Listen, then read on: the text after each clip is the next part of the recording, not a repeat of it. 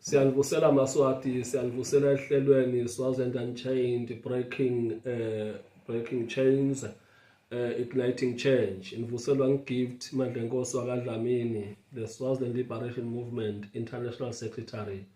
Nginivusela namhlanje ngihambi ngedwana, ngihamba nesihlobo sakhashane, ngihamba la Shingin He, Mr. Long, lenhlana ilala ngihlala khona eIreland. Ngisetawumethula nje ngifuna ukuvusela eMaswati ngivusela cishe tonke tinkalo lapha etulu kahoka amshwalo ubunje inkunzi sanibonani Maswati akithi nginivusela kaManzini enkabeni yelive lidolobha lelikhulu kangaka kaManzini emadoda ngehle ngilaphana eshiselweni laphana yithi abantu isikode esinamandla lesishiselweni ngiyanivusela ngenivusele libonjeli Nkosami ulibombo limankelekele aludle lifukuthe libombo nivuselwa nguye gift wakwaDlamini longahambi yedwa ngihamba na Shingin He, Mr. Long. How are you, sir? Fine, thanks. And you? Yes, I'm doing very well. Yes, I was speaking in my Swat. How did it sound to you? No, it's a bit difficult for me. I don't understand. Okay, please greet the people of Swaziland there. So my name is Xingyin He. Yes. My nickname is Nong. Yes. Because Nong is easier than Xingyin He. You can call me Nong. Nong Long. is better than Xingyin He. Yeah, Mr. Long, who are you? Where did you grow up in China? Because you say you are from China. Yeah, I'm from the southeast of China. The area is opposite Taiwan. Yes. Because of East Sea. Yes. So between mainland and Taiwan. Yes. In Swaziland we know Taiwan very well because Taiwan are friends to the current regime, Tingunda system. So we know Taiwan very well, but we know China a little bit. Yes, there are some of us that are working closely with China in the liberation or in the mass democratic movement.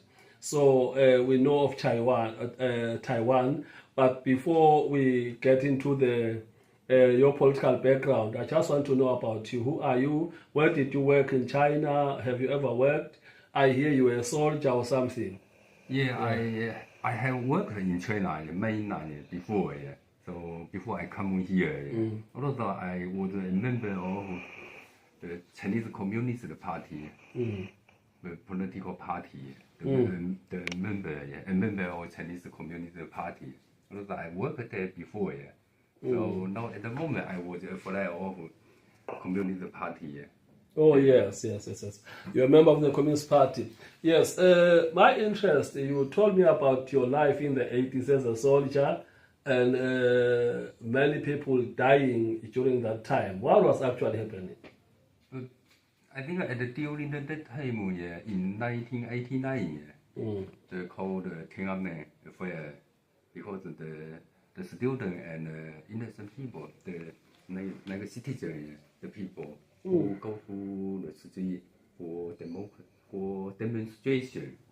So although so many students and so many citizens go away for demonstration against the government. So they want the government to reform, become the democracy. Yeah. And also during that time, 36 years ago. 36 years ago. All of the two parties clashing. So in 1989, you were actually a soldier?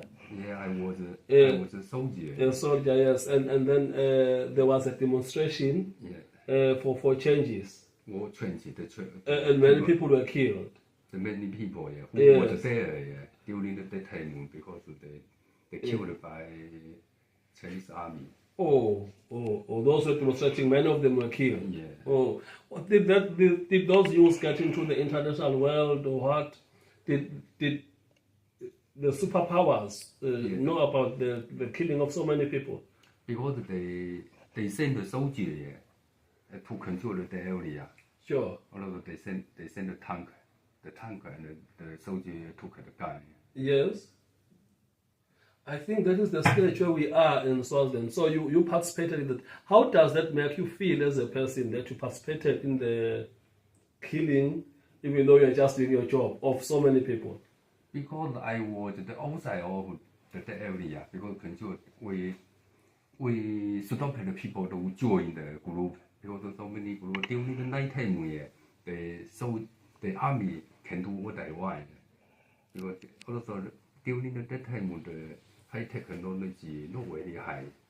Thank you so much, Mr. Long. I know that sometimes it's not easy talking about these things, and as we continue, because I just want the Swazi people to kind of like make a correlation, to make a comparison of what they are going through and what other countries have gone through. China has been through what we've been through, and it's very important for them to understand that this is not just happening to them. There are struggles for people everywhere. And thank you just for coming up and being open that you were once a soldier that actually participated, where people that were demonstrating were actually killed. And you are mentioning a bit of Taiwan. As we continue, we're going to get deeper into the Taiwan aspect of things. You're touching on very sensitive issues here. And China is a powerful country. Aren't you afraid that they can trace you here and deal with you? Yeah, definitely. Yeah. Because they control everything. Although there's no freedom of speech. Yeah. Although the Chinese Communist Party control everything, resources and the company. Even though the company belong to the government, although the central government and the local government, they control everything. Yeah. If you criticize with the government and the Chinese Communist Party, they can detain you. They can take you to the prison. Now, you see, the challenge that I'm having now, Mr. Long, is this. We in Africa actually look up to China as some kind of a savior, as some kind of a hero, together with Russia, people that can actually take Africa out of trouble. Right now, China and Russia are really partnering with African states. In Africa, I think 52 of the countries have got Chinese embassies. Most of the countries. Most of the countries in Africa, yes. And we know that even in Swaziland, there are people who are saying, let us get rid of Taiwan and get China, because China will bring development. What is your China-Africa policy as a politician? In my opinion, because I'm not good at the international affairs, in my opinion, I think the Chinese government, they do also the Chinese business, they invest in Africa. They search to think about let the African people to get a benefit, get a good education. They invest the let the people getting the life getting better. Not think too much about the government, because if you think about too much of government, because it can more issue for people. Because why? Because if the dictatorship country, they more corruption there, because they got the money from the Chinese government and from the Chinese company. So they should think about the local people. Let the local people get a job.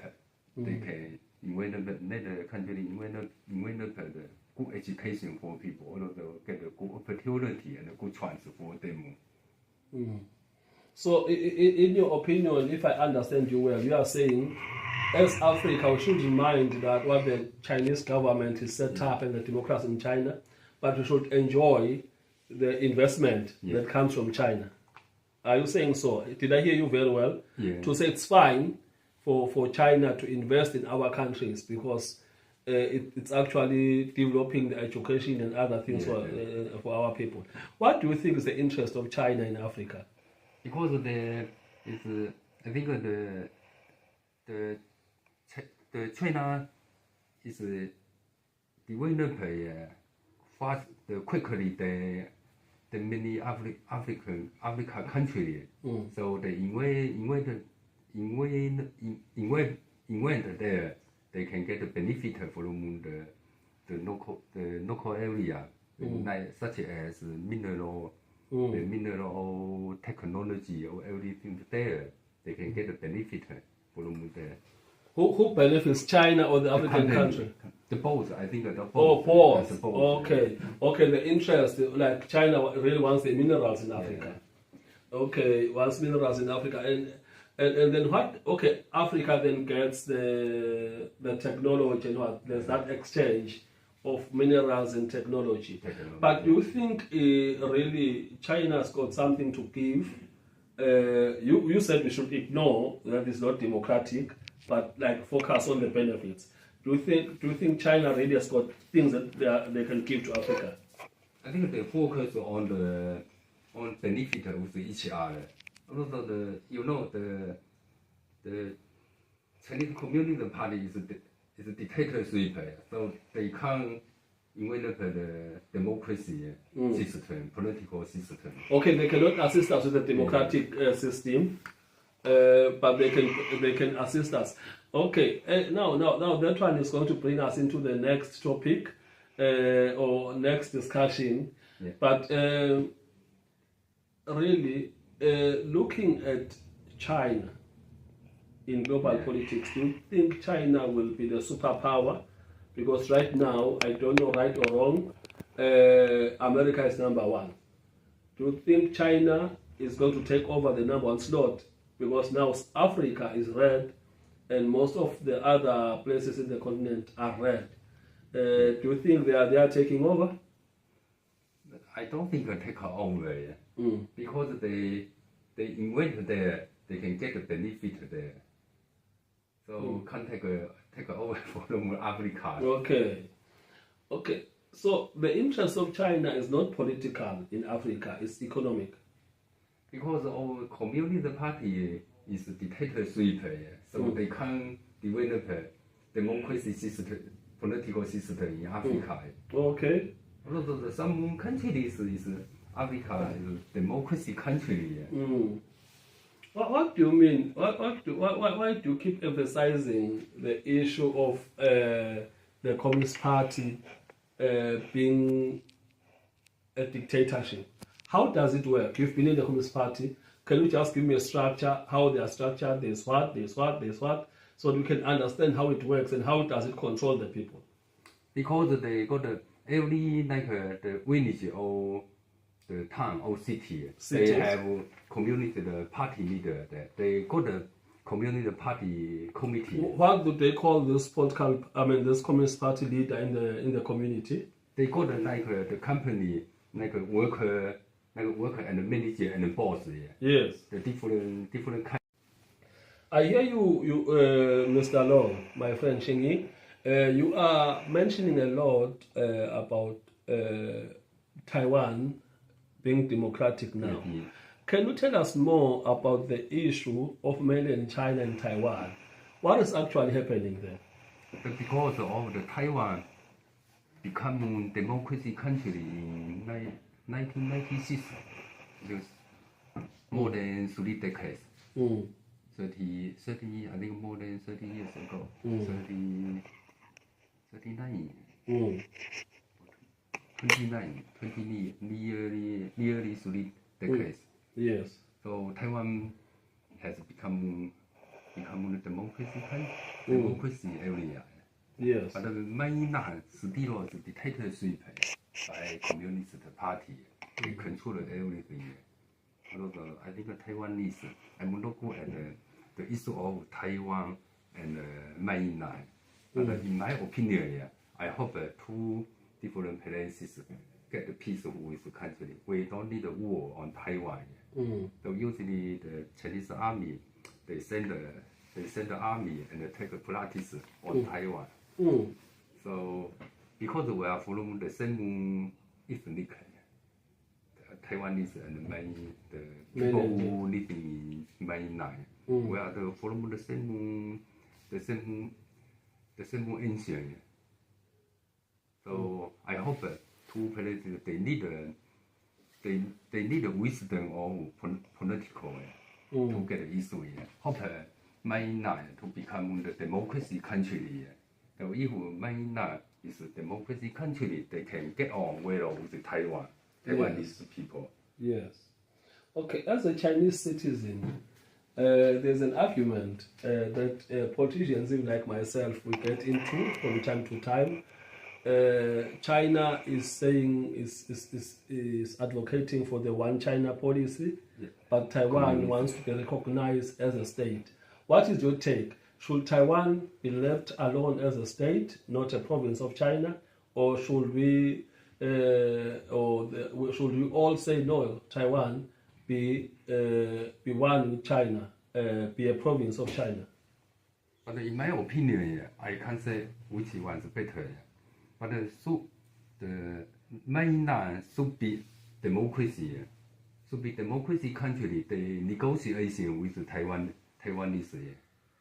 The negotiation. Okay. You are saying China should first embrace democracy, and then when China's become democratic, then it will be easy for Taiwan to get into. Definitely, they can sit on the table to negotiation with each other. Why are you saying mainland China is not democratic? Because I can feel that again. You are saying mainland China is not democratic. Because there only one political party. There's one party. Yeah, they control everything. The serious issue. They control everything. It's actually dictatorship. Yeah, even so, after in 2023, the Chinese Communist Party they changed the constitution and the law. So the Communist Party leader can do what they want until they die. This is the more serious issue in China. So, fellow Swazis, the problem that is faced by some that are in China is similar to the situation that is faced by us in Swaziland. In China, my first year Xingyin He, Mr. Long, is saying in 2023, or 2023, 22 or 23. Yes, around there. Yes, they changed the constitution. So that the leader there can do what he wants until he dies, which means the same problem that you have with King Mswati, who is said to be born a king, and he can actually be king until he dies, and he's given to us by God. So and then he controls everything. He appoints the prime minister, he appoints the judges. He appoints everything once he appoints, it actually controls everything. It's a similar thing that is happening in China. This is not the opinion of the program Breaking Chains. It's the opinion of Mr. Xingji Yong, a politician from China, a former soldier. He's just telling us his story, his politics, and we are just interacting as the international office. We are not making any opinion, we are not judging, but we are just saying this is what is happening. First, he had said they actually faced a similar struggle.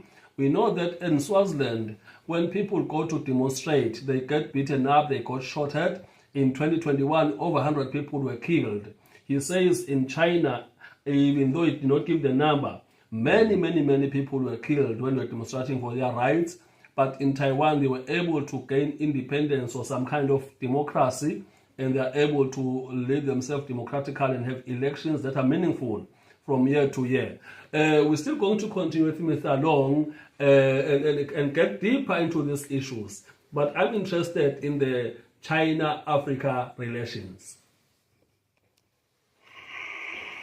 Okay, let's. Yes, sikulo hlelo Maswati sihleli naye Xingjing He, Mr. Long here, la sikhuluma khona tindzaba tepolitiki, sikhuluma tindzaba te-China. Lamhlanje sixoxa nje nge-China nemuntu loyi-China. Sihlale siva ngema-communist, kuthi kune-communist party, kunema-communist aphila kanjani.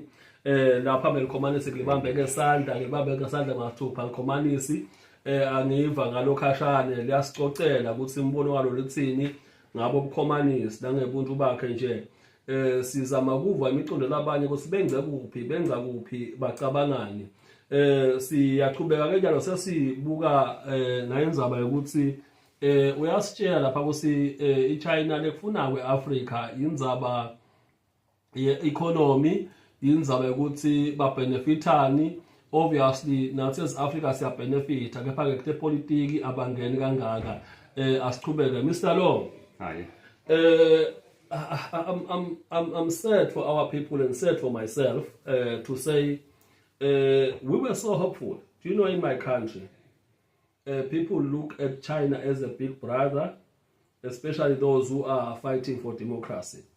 They look at China as a big brother, and there are some people that are saying, let us talk to China so that China can come and kick our dictator and we can take over the country. Is our hope misplaced? I don't think. No, because I don't have much knowledge about your country. When I meet you, though, I know your country little bit, but not much. So, but I don't think take over your country. But I hope that the people got develop your economic, also you to think about the democracy. The two important things. One important, if the more free democracy and freedom country, they can the economic can getting better. If it's dictatorship, they invest the company or the company belong the Chinese government. They maybe they are get a serious issue. What is serious is because of the more corruption there. Because so many money they under the table they give the maybe local maybe in Communist Party there's corruption. Corruption too, There's corruption. Yeah, so much corruption there. So the Chinese Communist Party need who's more power, who can get more money. Sure. I think the same way as your country. Yeah, the same way as our same country. way as the country. So now, if I'm a liberation movement in Swaziland, and I want to overcome this dictator in Swaziland, I must forget about China being hope. I must forget about China coming to assist me. Bigger brother. You can hear for yourself, dear fellow Swazis. There were people that were calling on us, hey, Comrade International, Comrade Gift, Comrade Kauzela, Comrade Watwat, go talk to China. China can help us to overthrow this dictator. Mr. Long here says, no, it is not in the interest of China to assist anyone to overthrow any dictator because they are dictators themselves. But what we can count on, when we've taken over the country, China will be there to assist us to build the country economically and otherwise. Otherwise, at the moment, we should not look up to China to come and help us overthrow the current regime. It is not in their agenda. Their agenda is in making more money for themselves as a Communist Party, and is in making more money for themselves as a country, not in taking over any state or overthrowing anyone. In short, fellow Swazis, we are on our own. The hope that China can help us is not true. Your parting shot, what would be your last remarks? What can you tell the hope that you can give to Swazis, especially the ones that are like me, that are fighting for freedom, that are fighting for democracy? What can you tell the Swazis? If you can just look them in the eye and tell them and give them hope. Yeah, I hope that the two countries link to each other, can help each other. Also the people, so more important things for people to need the money invested on the people, not invested on the government. If the invested on the government can get a serious issue. The government officer they got more money on they keep the money by demonstrate of it. Yes. You know, so also the common people can get the profit. I hear you very well. Are there organizations in China that can actually assist, that can be approached by liberation movements or political organizations? Is there any political activity in China? Are there civil society organizations like NGOs, non-governmental organizations? Or the NGO. NGOs, non-governmental organizations. Non-government. I think we got the non-government, but it's still controlled by. Still controlled by government. By government. They told because you need if they want you to do, you can do. If they don't want you to do, you can't do it. They can detain you. They can warn you not to do it like that. So the issue is the lack of freedom. Thank you, Mr. Lu. We will talk again. You'll be back on the program.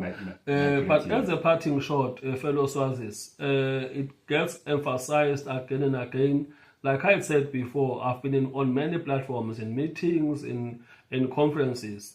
It has been emphasized that the struggle for Maswati, the struggle for Swazis, is the responsibility of Swazis. It can never be the responsibility of any other people. It's ours to fight. It's ours to win. And once we've won this struggle, that is when we can invite the international community to kind of